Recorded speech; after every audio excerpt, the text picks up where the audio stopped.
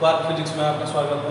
जैसा कि पिछले वीडियो में हमने क्लासिकल मैकेनिक्स में स्टेबिलिटी एनालिसिस के बारे में बात की थी, वैसे ही आज हम क्लासिकल मैकेनिक्स में आगे की तरफ बढ़ते हैं और इसमें हम क्लास 11th के लिए ठीक है, क्योंकि उनका chapter motion in straight line उसकी बात है। किसी ने पूछा था कि ये क्लासिकल मैकेनिक्स का क्या मतलब है, तो क्लासिकल मैकेनिक्स का मतलब ये है कि ये मैकेनिक्स की वो ब्रांच है जिसके अंदर हम क्या करते हैं, मोशन के बारे में पढ़ते हैं। क्या करते हैं? स्टडी ऑफ मोशन के बारे में पढ़ते हैं, ठीक है, using basic principle given by sir Newton, ठीक है, in his famous book Principia, ठीक है। तो उसको हम क्या बोल देते हैं? Classical mechanics. आज का जो हमारा टॉपिक है क्लासिकल मैकेनिक्स के अंदर वो है space and time. Space and time ये 11th में भी है, ठीक है, और यहाँ पे जो स्पेस है और टाइम है वो एब्सोल्यूट है, ठीक है। स्पेस एंड टाइम जो कि आपका टॉपिक है वो है frame of reference. Frame of reference.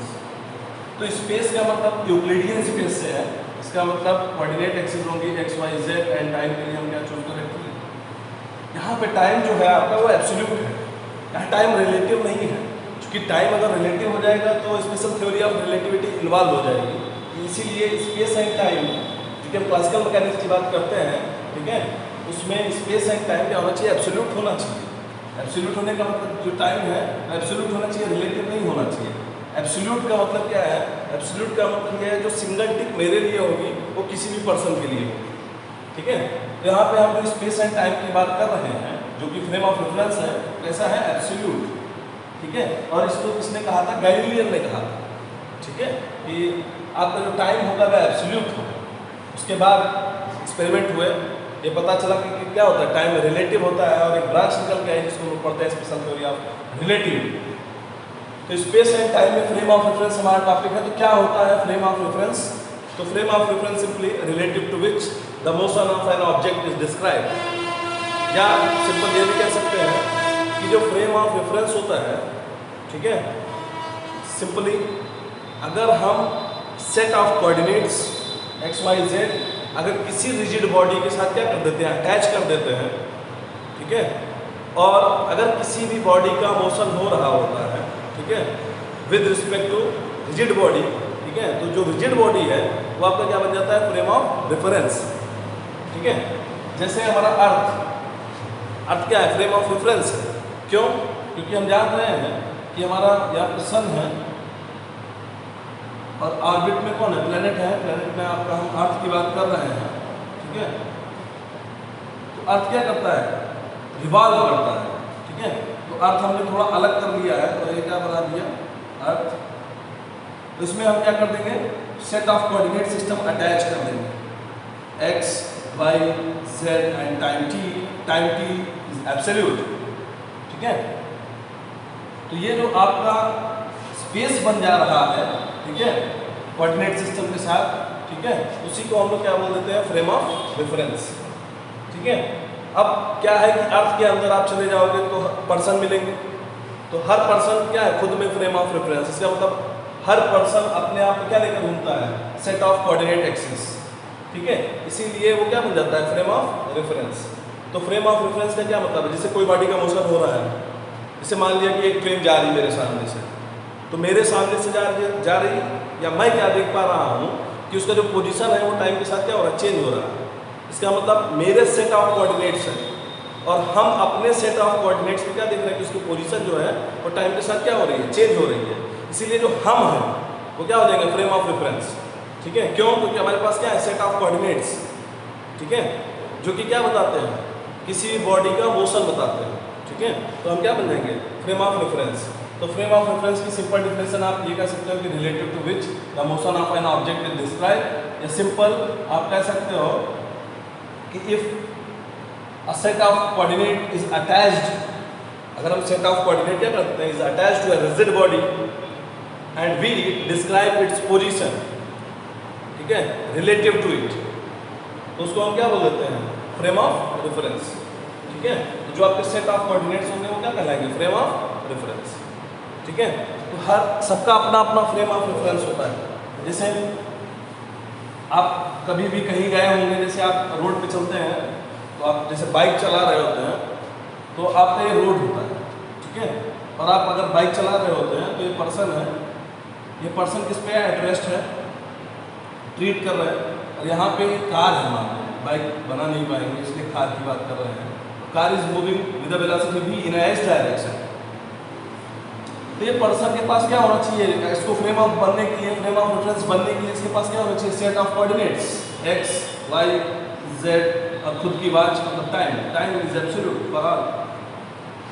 अब ये क्या देखेगा कि ये जो आपका ऑब्जेक्ट है a, उसका जो पोजीशन कोऑर्डिनेट है वो चेंज हो रहा है विद रिस्पेक्ट टू t, ठीक है, टाइम के साथ उसका क्या हो रहा है, पोजीशन कोऑर्डिनेट चेंज हो रहा है, ठीक है। इसीलिए हम ऑब्जेक्ट ए को क्या कह देते हैं मोशन में, कौन कहता है, हम क्या है, फ्रेम ऑफ रेफरेंस, ठीक है। लेकिन space and time frame of reference पढ़ने के लिए हमको कुछ ना कुछ एज्यूम करना पड़ता है, ठीक है। क्लासिकल मैकेनिक्स में भी हम एजम्पशन करते हैं। पहला एजम्पशन यह है कि आपका जो स्पेस एंड टाइम है वो क्या होना चाहिए, कंटिन्यूअस होना चाहिए। दूसरा एजम्पशन ये है कि अगर आप किसी भी बॉडी के मोशन को डिस्क्राइब करते हो तो वो उसका क्या होगा, पोजीशन कोऑर्डिनेट के कारण होगा। किसी भी बॉडी के अगर आप मोशन को अगर डिस्क्राइब करोगे तो बाय इट्स पोजीशन कोऑर्डिनेट, ये सेकंड एजम्पशन है। थर्ड एजम्पशन ये कहता है कि जो आपका स्पेस एंड टाइम में कोऑर्डिनेट्स इन्वॉल्व हैं, इसमें एक्स वाई जेड क्या लेंथ है और ठीक है टाइम, क्योंकि यूनिट जो होगी वो यूनिवर्सल होगी। इसका मतलब लेंथ की यूनिट क्या होगी, मीटर होगी, METR, और टाइम की यूनिट क्या होगी, सेकेंड, ठीक है। और फोर्थ आपको जैसा बताया है कि आपका टाइम और स्पेस कैसा होना चाहिए, एब्सोल्यूट होना चाहिए। स्पेस एंड टाइम क्या होना चाहिए, एब्सोल्यूट होना चाहिए। स्पेस एंड टाइम क्या होना चाहिए, एब्सोल्यूट होना चाहिए, ठीक है। तब हम क्लासिकल मैकेनिक्स के बारे में बात करते हैं, ठीक है। तो क्लासिकल मैकेनिक्स में फ्रेम ऑफ रेफरेंस समझ में आ गया होगा सबको। फ्रेम ऑफ रेफरेंस कितने तरीके के होते हैं वो देखते हैं। एजम्पशन जरूर याद रखना, जो हमने एज्यूम किया है, ठीक है, वो बहुत बेसिक होता है, क्योंकि जब भी हम कोई प्रिंसिपल बनाते हैं, जो कभी कोई गेम बनाते हैं तो उसके कुछ रूल्स होते हैं, ठीक है, जो कि हमको एज्यूम करने पड़ते हैं।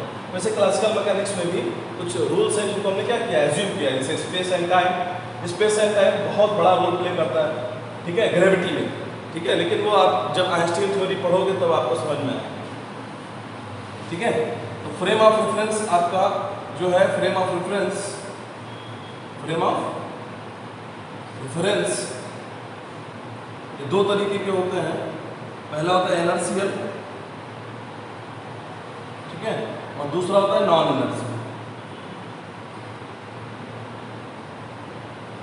इनर्शियल फ्रेम ऑफ रेफरेंस क्या होगा, इनर्शियल का मतलब इनर्शिया, जिसमें आपका Newton first law hold true, ठीक है, या न्यूटन लॉ इज ट्रू, ठीक है। अगर न्यूटन का फर्स्ट लॉ होल्ड करता है गुड, इसका मतलब आपका जो ए होगा वो क्या होगा, जीरो, एक्सेलरेशन क्या होगा, जीरो। उसको हम क्या कहेंगे, इनर्शियल फ्रेम, या इसको अनअसेलरेटेड फ्रेम भी कहते हैं, अनअसेलरेटेड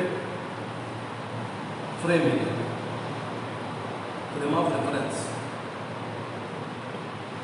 नॉन इनर्शियल में a is not equal to zero, इसका मतलब ये असेलरेटेड फ्रेम ऑफ रेफरेंस होगा, असेलरेटेड फ्रेम ऑफ रेफरेंस होगा, फ्रेम ऑफ रेफरेंस,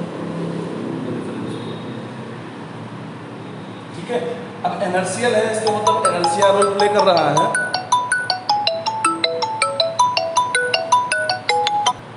इनर्शियल है इसलिए इनर्शिया रोल प्ले कर रहा है, ठीक है। और इनर्शिया के बारे में पहले किसने बताया है, गैलीलियन ने, इसलिए इसको गैलीलियन फ्रेम ऑफ रेफरेंस भी कई जगह पे बोल देते हैं, ठीक है।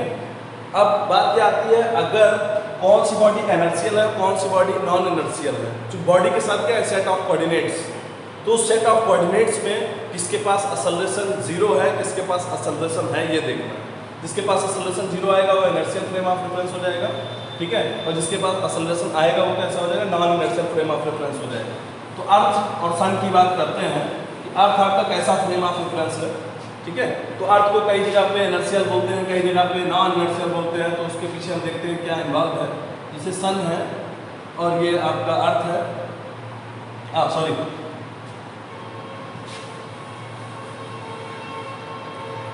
सन है और ये ऑर्बिट है, अर्थ नहीं है, ऑर्बिट है, ठीक है, जिसके अंदर या ऑर्बिट में आपका क्या है, अर्थ है, और अर्थ क्या कर रहा है, रिवॉल्व कर रहा है। तो अर्थ जब रिवॉल्व करेगा तो रिवॉल्व करने के लिए इसको सेंट्रीपिटल एक्सेलरेशन को प्रोवाइड करेगा सन, ठीक है, ड्यू टू मास। और यहाँ पे जो सेंट्रीपिटल एक्सेलरेशन आता है AC, वो आता है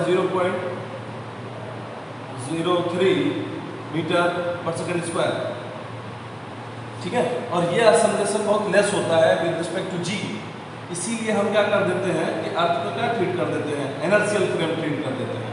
अगर हम क्या करते हैं, AC को क्या नेग्लेक्ट कर दें, तो AC नेग्लेक्ट 0, तो अर्थ आपका क्या बन जाएगा, इनर्शियल फ्रेम बन जाएगा, ठीक है।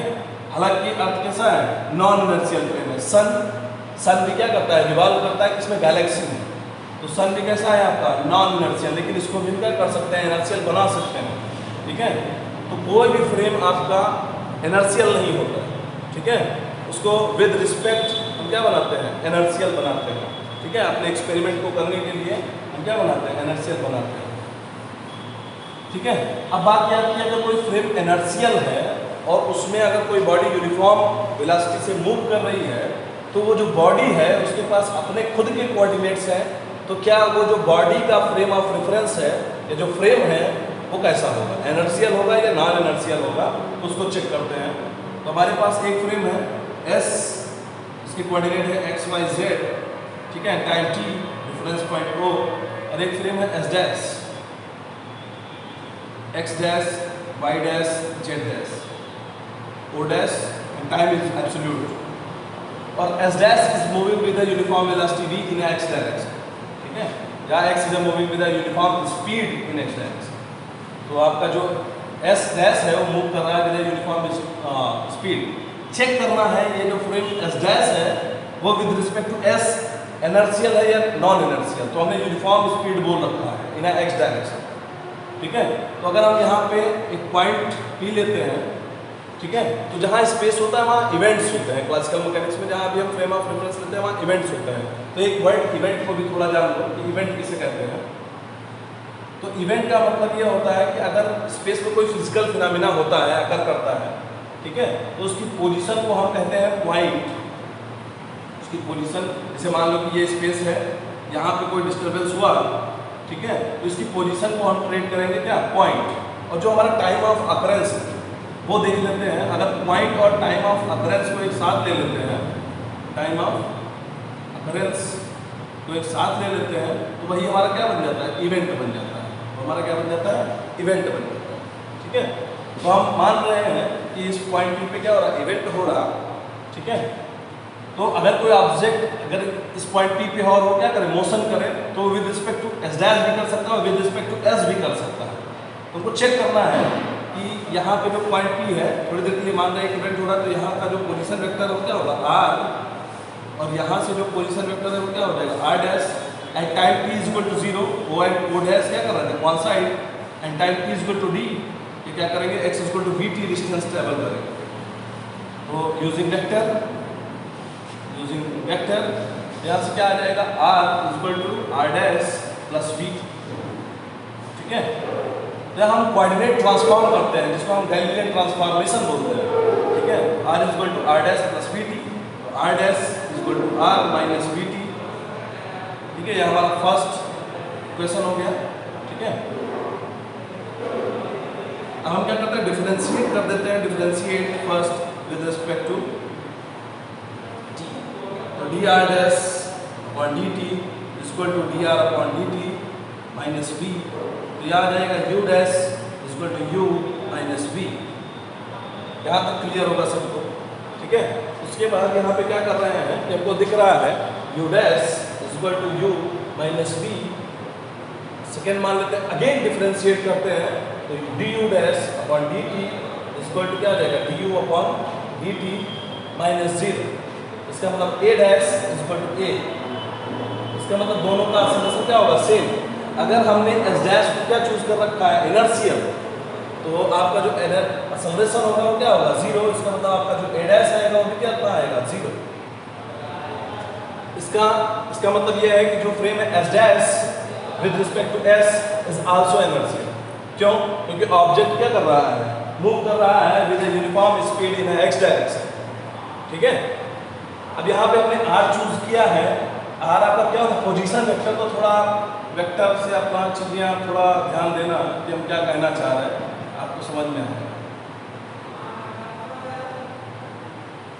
ठीक है, move in x direction then by m z 0। ठीक है, तो यहाँ से आपको दिख रहा है कि अगर आपका फ्रेम एस डैश, ठीक है, विद रिस्पेक्ट टू एस क्या है इनर्शियल है। क्यों? क्योंकि आपका एस इनर्शियल है। अगर आप यहाँ पे देखते हैं ए डैश इक्वल टू ए, इसका मतलब आपका जो ए अगर फ्रेम एस डैश में ए नॉट इक्वल टू 0, इसका मतलब एस डैश में a dash is not equal to 0। इसका मतलब दोनों फ्रेम कैसे हो जाते हैं, नॉन इनर्शियल। बहुत अच्छा टॉपिक है फ्रेम ऑफ रेफरेंस। ठीक है, तो आज के लिए इतना ही फ्रेम ऑफ रेफरेंस में। फ्रेम ऑफ रेफरेंस क्या होता है ये जानते हैं।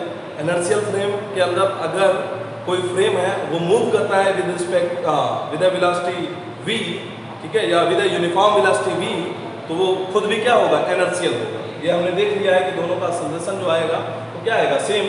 अगर एस को हमने ट्रीट कर रखा है कैसा inertial means a equal to 0, इसका मतलब जो आपका एस डैश है वो भी कितना आ जाएगा, एस डैश में जो आपका सजेशन ए डैश है वो भी क्या आ जाएगा 0। ठीक है, तो S dash frame is also inertial. ठीक है, तो आज के टॉपिक को यहीं रोकते हैं। कल के टॉपिक में हम देखेंगे, ठीक है, ये हमारा एवरेज स्पीड, ठीक है, एवरेज वेलोसिटी, एवरेज एक्सेलरेशन की बात करेंगे। ठीक है, तो पहले लेक्चर में। Thank you.